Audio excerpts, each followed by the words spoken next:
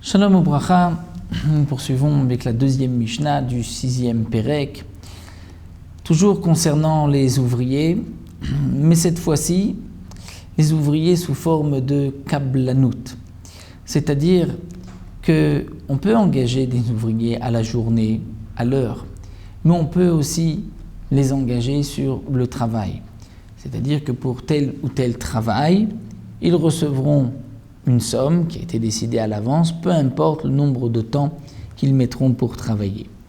La Mishnah nous enseigne le cas suivant de celui à Socher et Ta'umanim, qui a engagé des ouvriers, mais sous forme de kablanout, puisque un poël, un ouvrier qui travaille à l'heure, en vérité, lui a le droit de s'arrêter même au milieu de la journée, de recevoir son argent pour les heures qu'il a travaillées, et il n'est pas obligé de terminer sa journée. C'est un droit que la Torah lui donne. Un homme peut s'arrêter de travailler lorsqu'il veut et il sera payé pour les heures qu'il a fournies. Mais si c'est sous forme de kablano, c'est-à-dire qu'il y avait un travail à réaliser, on ne peut pas s'arrêter au milieu. Si on s'arrête au milieu, nous verrons que parfois il y a des conséquences. Il peut causer du tort à celui qui l'a engagé. Donc c'est pour cela que nous avons les dinim mentionnés dans la Mishnah. Donc reprenons un Socher et Ta'umanim, celui qui engage un ouvrier pour une tâche particulière. Vechazrou ba'em, les ouvriers ont décidé d'arrêter, ils changent d'avis au milieu de leur travail. Yadan à la tartona, leurs mains se trouvent en bas. C'est-à-dire que, on imagine, prenons un cas tout simple, on a engagé des ouvriers pour construire une armoire.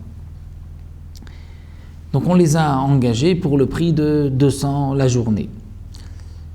Si au milieu de la journée, après avoir travaillé la moitié de la journée, normalement, ils peuvent terminer en une journée, ils ont, on va dire, fabriqué la moitié, ils ont fait la moitié du travail, et ils décident de s'arrêter. Eux, bien sûr, réclament la moitié de ce qu'on leur avait promis.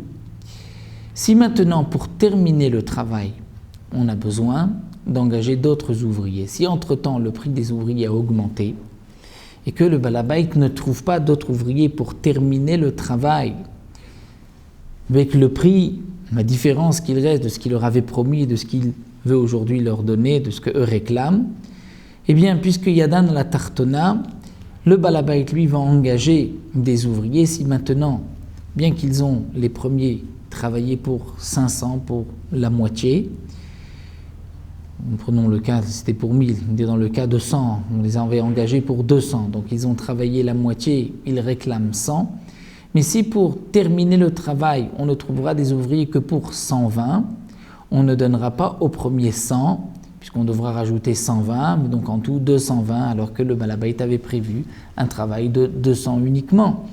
Donc le balabait payera d'autres ouvriers 120 et il donnera que 80 au premier, bien qu'ils ont fait la moitié, bien qu'ils réclament 100, ils ne recevront que 80 puisqu'en tout, le balabait ne doit pas payer plus de 200. C'est ce que la Mishnah nous enseigne ici dans Yadan à la tartona. On peut même imaginer le cas, nous précise Barthénora, où le prix des ouvriers a baissé dans le courant de la journée, ou même si c'est un travail sur plusieurs jours. Et aujourd'hui, on peut trouver des ouvriers qui termineront le travail pour 80 et non pas pour 100. Alors les premiers vont réclamer, puisque ces ouvriers termineront pour 80, tu peux nous donner 120, tu étais prêt à payer 200 pour le travail tout entier. Nous avons fait la moitié, d'autres ouvriers termineront pour 80, donne-nous 200. Eh bien, là encore, non. Les ouvriers ne peuvent pas réclamer 120, ils recevront juste 100. Le balabait payera 80 d'autres ouvriers, c'est le balabait qui a gagné dans ce cas-là, puisqu'il ne payera que 180 pour toute la tâche.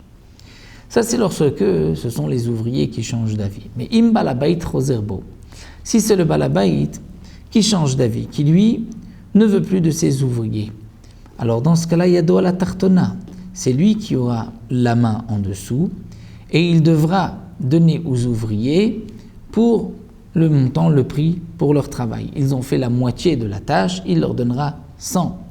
même si pour terminer la tâche, il devra lui payer 120, 150 ou même 200, il devra quand même payer 100 à ceux qui ont terminé la moitié du travail du projet, étant donné que c'est lui, le balabait, qui change d'avis. Et de même, si on peut trouver des ouvriers pour moins cher, pour 50, pour 80, il devra donner au premier la différence. C'est-à-dire que si le projet, le travail était, en tout, il avait décidé de payer 200, il peut aujourd'hui terminer le travail pour 50, pour 80, il devra donner la différence au premier, même si les premiers n'ont fait que la moitié. Donc de là, on apprend Kola Meshane, tout celui qui change d'avis, Yado ala Tartona, c'est lui qui a la main en dessous. C'est-à-dire tout celui qui change, il change de ce qu'on lui a demandé.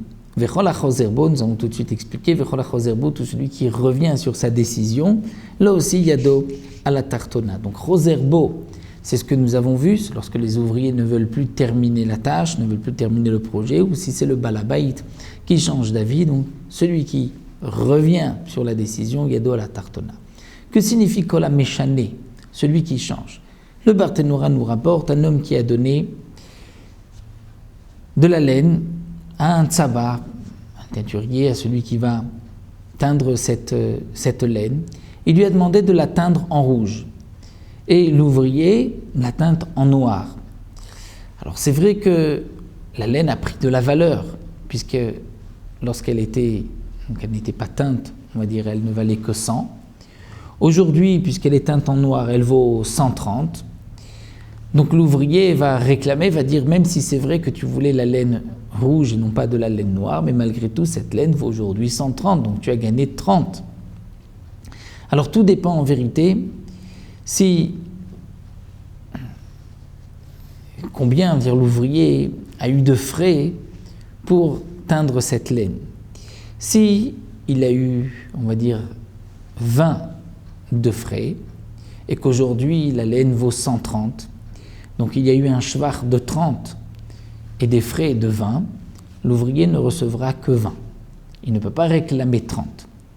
Si l'ouvrier a sorti, on va dire, 40 de frais, comme la laine aujourd'hui ne vaut que 30, l'ouvrier 30 de plus, donc 130, l'ouvrier ne pourra pas réclamer 40 et dire mais j'ai eu des frais pour 40, étant donné que lui n'a pas fait ce que le balabait lui a demandé, il ne recevra que le shvar, c'est-à-dire 30, et non pas ses frais.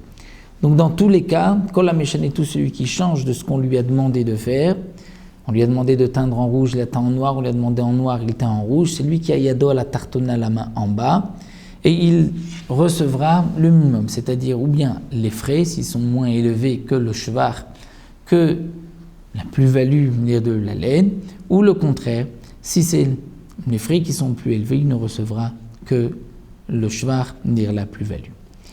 Le Barthénoura nous rajoute et nous dit que, puisque la Mishnah, enfin, on se répète, au départ la Mishnah avait dit que si les ouvriers ont changé d'avis, donc c'est aussi Kol hachozerbo vechazurbaim. Pourquoi la Mishnah répète Kol hachozerbo? C'est pour nous inclure un cas qui n'est pas mentionné dans la Mishnah. C'est celui qui vend un champ à son ami pour 1000 zouz.